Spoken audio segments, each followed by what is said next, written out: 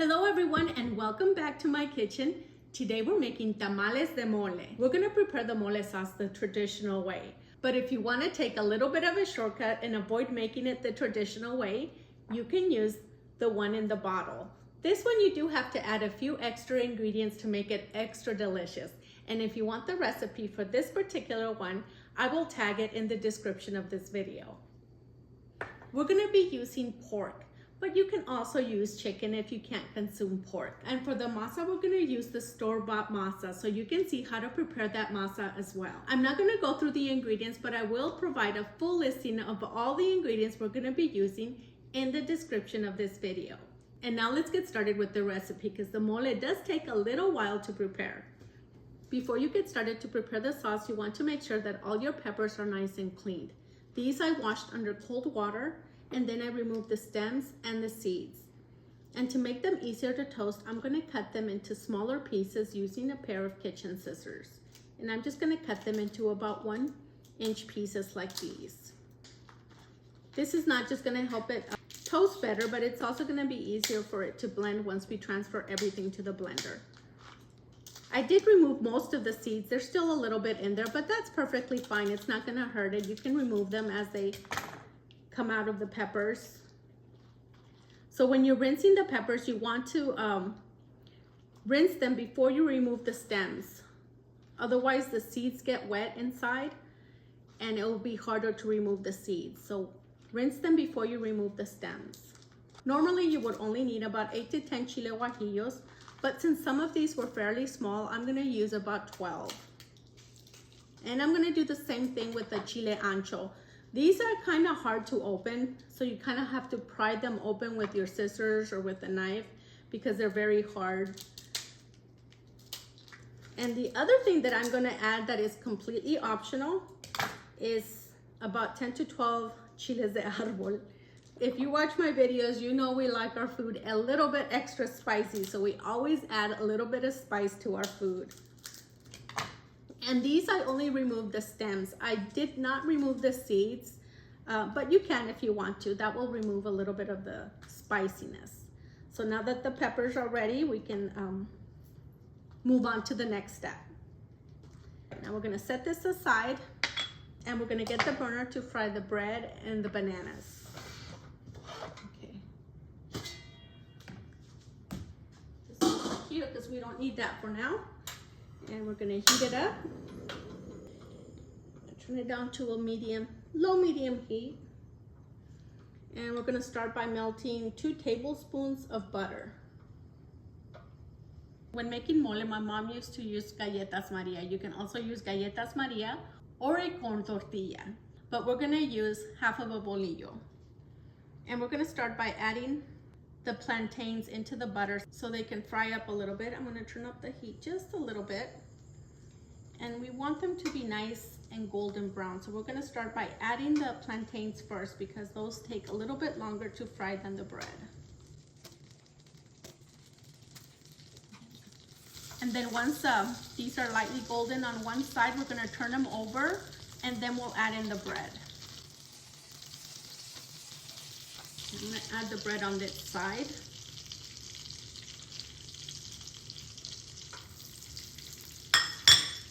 And once the bread is nice and golden, we're going to remove it and set it aside.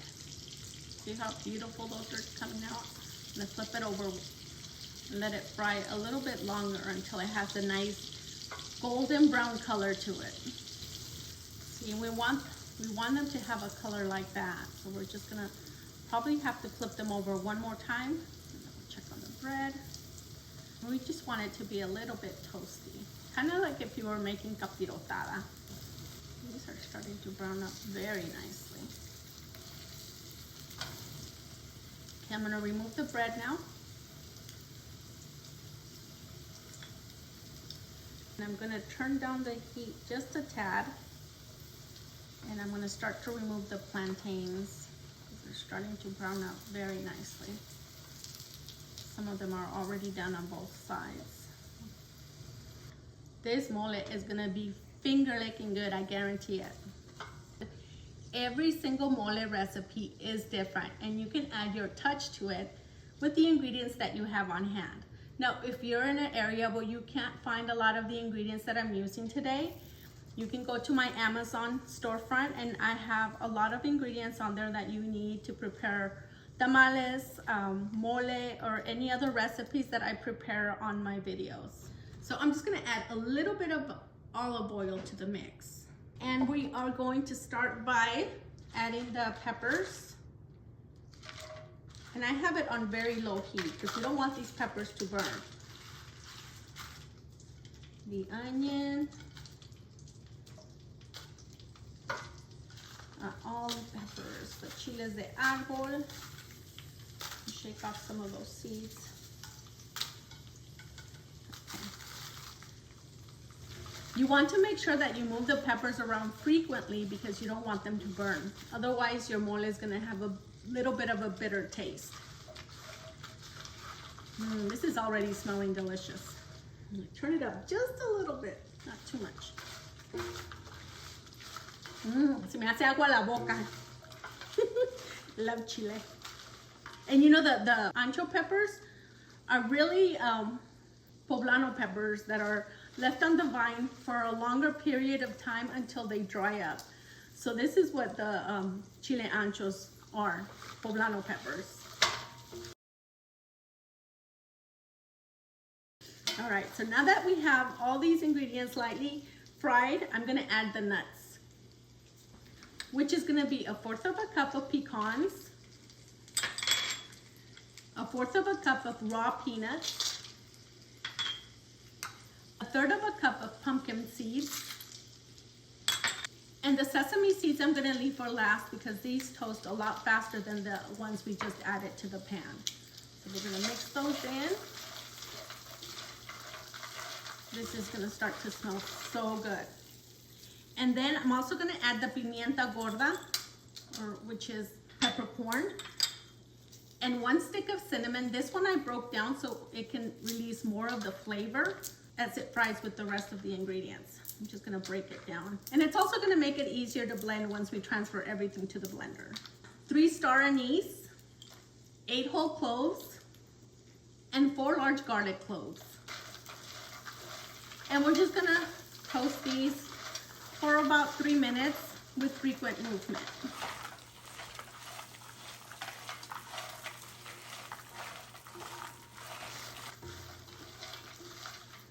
I know sometimes we want to rush things because we want to enjoy the food, but kind of take it slow, give it some love as you cook it, because it will turn out much better when you do cook with lots and lots of love in your heart. And you'll know when it's ready when the onion is nice and withered. You can smell all these delicious ingredients. Your family is gonna come down and check out to see what you're cooking. I guarantee it, because it's gonna smell so good. All right, I think we're good right here, no? Maybe a little bit longer. I can smell the cinnamon. Now, everything that we added, you know, it is optional. You can leave or take out any ingredients that I used. Maybe you don't like the taste of anise. A lot of people don't.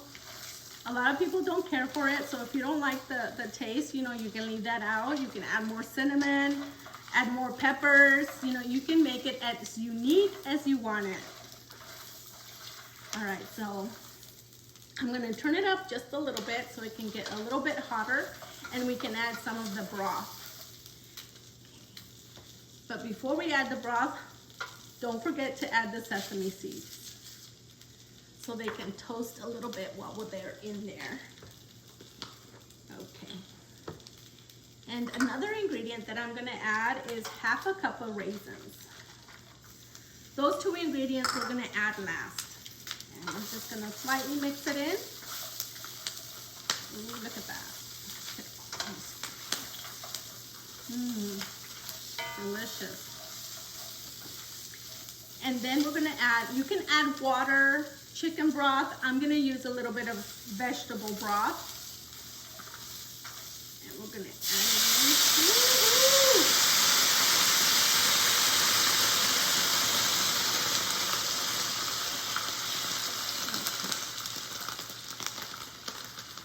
That was about 3 cups.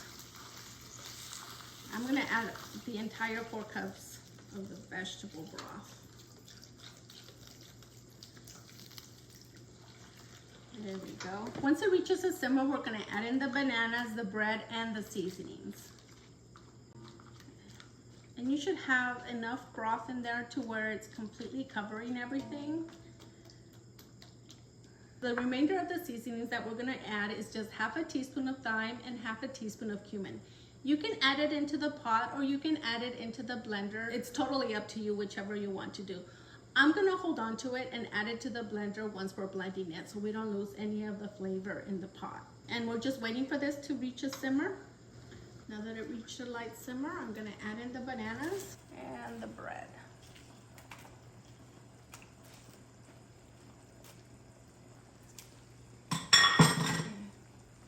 I'm gonna turn it off and we're gonna cover it and we're gonna set it aside while we prepare the pork for the tamales.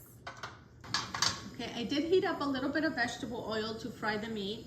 Now for the pork, you can boil it and then shred it, but I'm gonna fry it a little bit until it has a nice crispy texture, and then I'm gonna break it down in the food processor a little bit at a time. On the meat, we just seasoned it with a little bit of black pepper and salt. And that's pretty much all it needs. And I'm just gonna add a few pieces in here. And I might have to do it in a few sections at a time because I have quite a bit of meat. Or if you wanna do a little bit and then save it, the rest of the meat for something else, and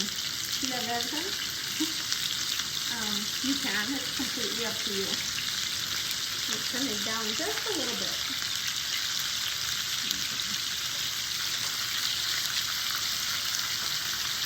Okay. Now the good thing about this, if you do make too much, you can always just enjoy it with a side of rice or by itself on enchiladas. And none of it goes to waste. We're only gonna make a little bit of tamales because I'm gonna be honest with you. I've never made my tamales this way, so we're kind of doing an experiment today together. You don't want just a nice sear on the pork. You want to make sure it's fully cooked. Because once we add it into the mole, all we have to do is mix it in. So you want to make sure your pork is completely cooked. So it doesn't splatter so much. And then we'll come back and check on it every once in a while. Now when we covered it, it released a lot of the juices. So now we're just going to leave the lid off until all the liquid simmers down so we can get that nice sear on the meat.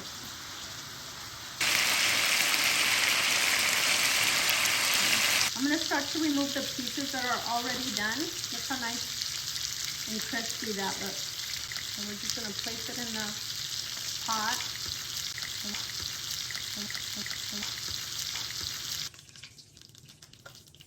Now we're going to prepare the sauce. We're going to transfer all these ingredients to the blender. And I'm going to use a spoon so we can transfer everything to the blender, including the broth.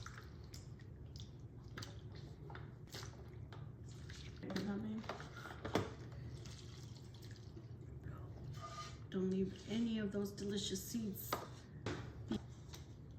I'm not going to add any additional broth yet, so I'm going to cover it up and I'm going to take it to the blender to blend.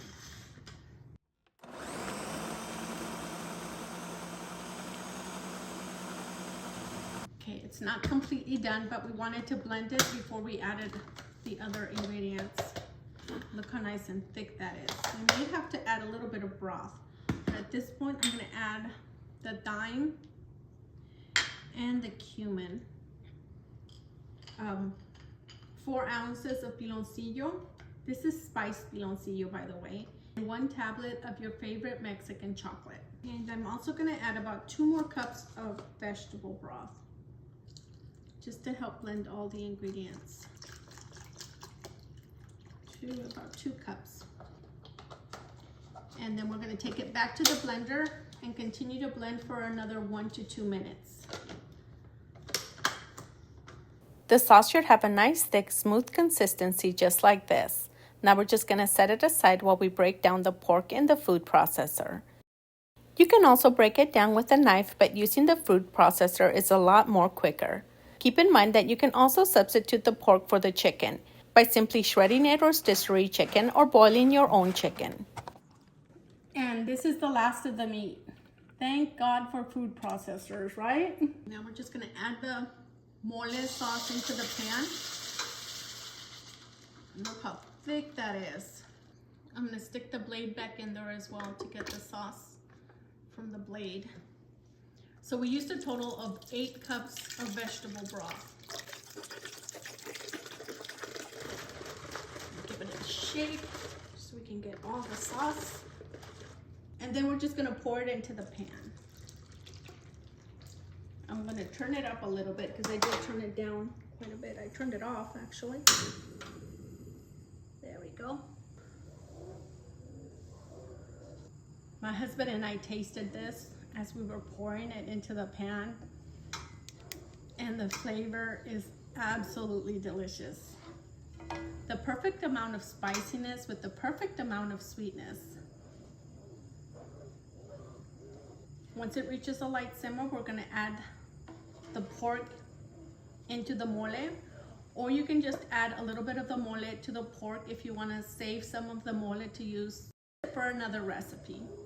Before you begin to prepare your tamales, make sure you soak your hojas in very hot water for at least 30 minutes. After 30 minutes, place them in a strainer to drain out the excess water.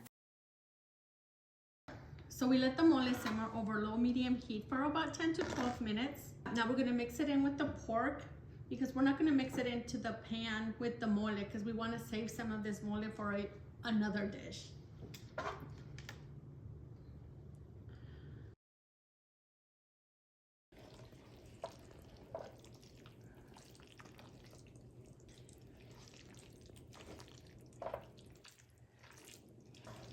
Okay, that should be good right there. So we're gonna use prepared masa that we purchased at the store so I can show you how to prepare it. Around this time you can find prepared masa at any grocery store that caters to Mexican food. You can find the plain one, you can also find the one that's ready to go, and also the sweet tamale masa. So this is about 8 pounds, and we're just gonna transfer it to the bowl. This one is not prepared, although it is mixed, it's not prepared. We are gonna add additional ingredients. Let me just push it down a little bit. Make a small crater in the middle so we can add the manteca and the rest of the ingredients. Since we're using 8 cups of masa, we're gonna use 2 cups of lard. The lard is the one that I make at home. So if you wanna see how I make the lard, I attached the video on how to prepare the lard at home in the description of this video as well. This one I melted in the microwave. It's not hot, it's a little bit warm. Okay, that's about 2 cups right there. And then we're also gonna mix in 2 tablespoons of baking powder, 2 tablespoons of baking soda, and 2 tablespoons of salt. You can also use chicken bouillon instead of the salt to add more flavor to it, but we're gonna go with the salt this time. And we're just gonna mix everything up. I'm just gonna use my hands. They're clean. And we're just gonna mix it until everything is well incorporated. This one you don't have to mix as long as if you were making your own masa because it's already pre-mixed. So pretty much all you have to do for this one is mix in those ingredients and you're ready to go. To make my masa a little bit more manageable and smoother, I also mixed in 2 cups of vegetable broth a little bit at a time. Now the hard part is done. The masa is done, the meat is done, and now we're gonna prepare the tamales. When making your tamales, you wanna add the masa on the smoother side of the hoja. The rougher part of the hoja is on the outside. I'm gonna have 2 spoons because as soon as I'm done making a couple, my husband is gonna jump in and help me out. Right, babe? Yes, ma'am. So we're gonna add about a third of a cup of the masa. Right in the middle, we're gonna spread it out as evenly as possible.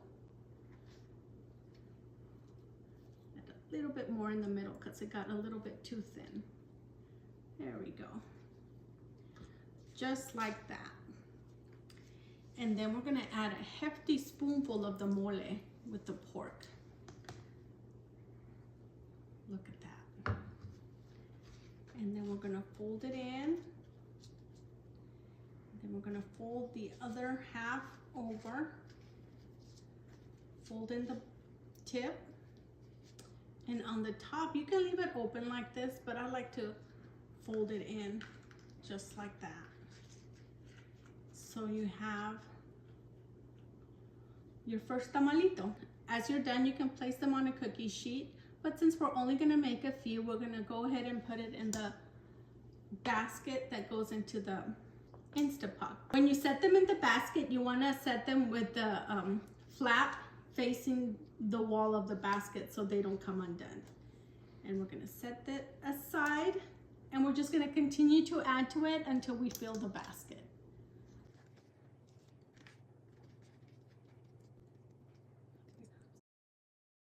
Before placing the basket in the Instant Pot, add 1 cup of water, slide the basket into the Instant Pot, and set it on steam for 40 to 45 minutes.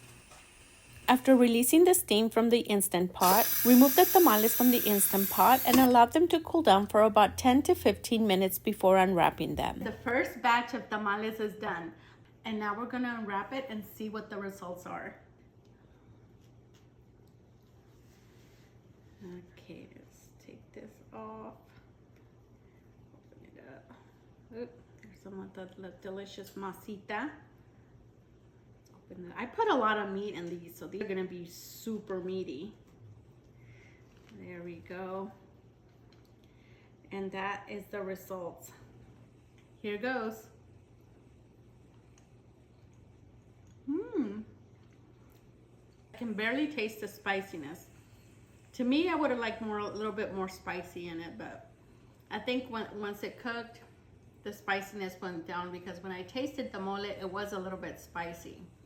But they're still delicious. If you enjoyed this video or found it useful, give me a big thumbs up. Thank you so much for watching, and I'll see you in our next video with a different recipe.